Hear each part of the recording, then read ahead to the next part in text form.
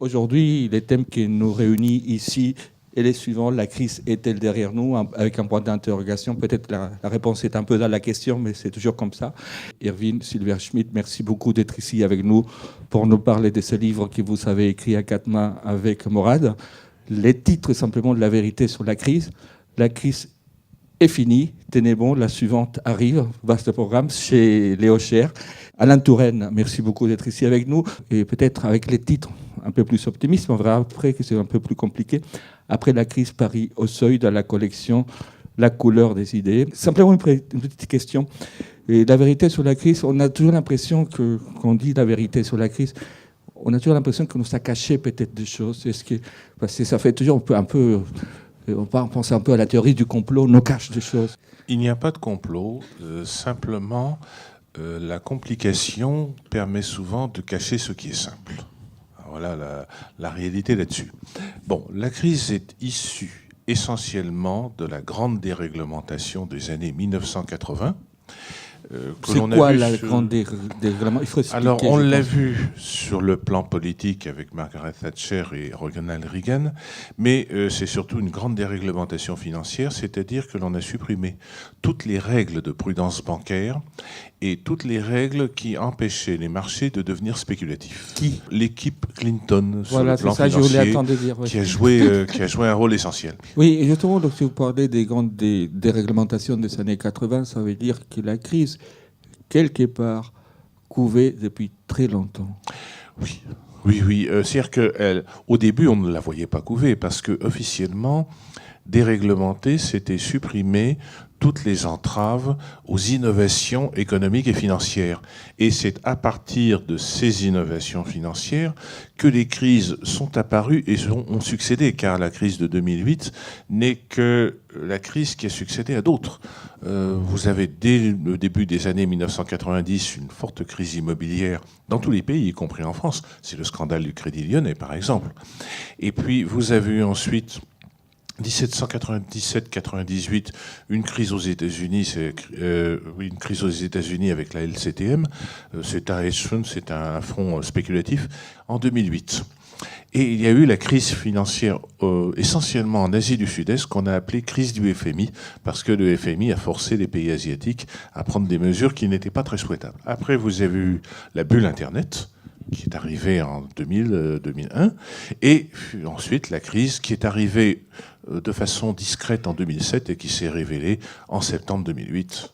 Et d'après ce que j'ai compris dans votre livre, les crises, il y en a eu beaucoup depuis 1930, mais à peu près toutes les 10 années. Et depuis les années 80, il y a eu plusieurs crises financières. C'est ça la nouveauté. Toutes les 5 ou 6 ans, au lieu de tous les... avant 1930, c'était tous les 10 ans. Une crise avait lieu, et vous aviez une croissance longue de 20-25 ans, et ces croissances longues étaient ponctuées généralement par une crise intermédiaire. Ensuite, vous aviez une dépression de 20-25 ans, ça s'appelle les cycles de Kondratiev, avec une crise intermédiaire également. Donc les crises se produisaient tous les 10-15 ans. Aujourd'hui, elles se produisent tous les 5 ans. Alors, elles ont les mêmes mécanismes, c'est-à-dire que vous avez l'homme économique, n'est pas l'homme économique raisonnable que l'on décrit, en tous les cas pas le spéculateur. Et le spéculateur a deux caractéristiques. D'une part, la cupidité, il veut gagner de l'argent très vite, donc il faut spéculer pour gagner de l'argent très vite, et si possible avec l'argent du voisin. Ça s'appelle l'effet de levier, c'est-à-dire qu'on emprunte 3 ou 4 fois les fonds propres qu'on investit.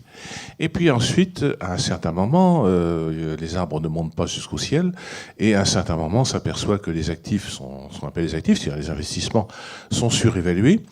Et à ce moment-là, on commence à vendre discrètement. C'est ce qu'a fait Goldman Sachs avant la crise. Ils vendaient des produits discrètement. Enfin, ils jouaient contre les produits qu'ils vendaient à leurs clients.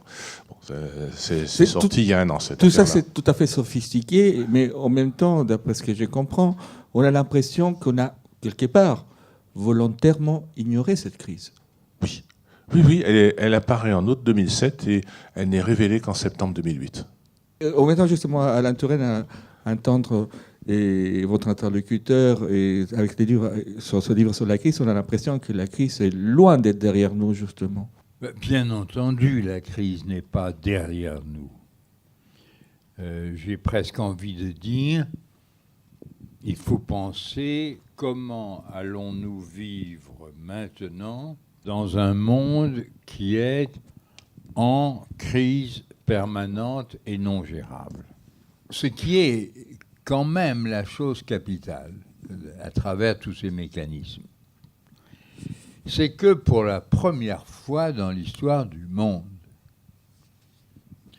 on a vu se séparer complètement l'économie, ou tout au moins une partie de l'économie, mais partie dominante, une énorme masse d'économie financière du reste de la société. L'essentiel, c'est cette immensité de crédits, d'objets, disons, d'instruments financiers qui représentent qu'on appelle, d'un terme vague qui ne veut rien dire, produits dérivés, qui sont gérés par n'importe quoi, des hedge funds, des fonds de pension, n'importe quoi.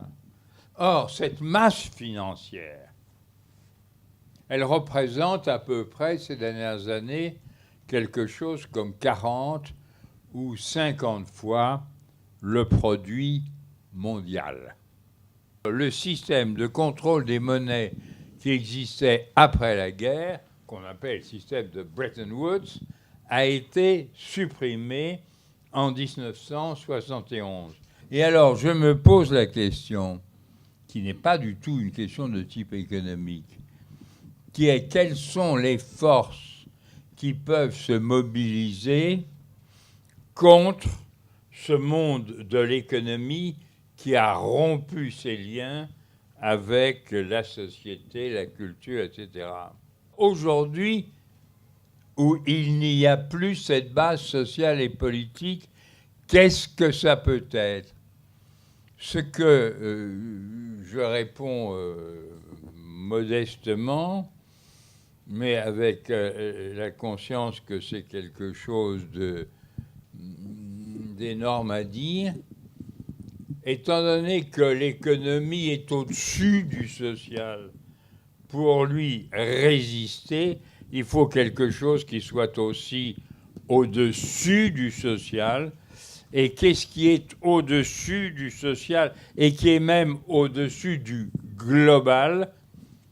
Je ne vois pas d'autre raison qu'un mot bien faible et qui pourtant est le plus fort de tous, c'est-à-dire l'universel. C'est-à-dire que nous avons fait sortir de sa tombe l'idée des droits de l'homme et surtout, car c'est là l'essentiel, c'est que notre force de mobilisation ne peut plus être politique, sociale, tout en étant universaliste comme elle l'a toujours été. Elle ne peut être aujourd'hui, j'allais dire, que individuelle, c'est-à-dire que ce qui aujourd'hui nous met en mouvement ou nous émeut, c'est quand on nous dit ceci est contre la dignité humaine, ceci est humiliant pour l'être humain, ceci ne respecte pas les droits fondamentaux de tous les êtres humains.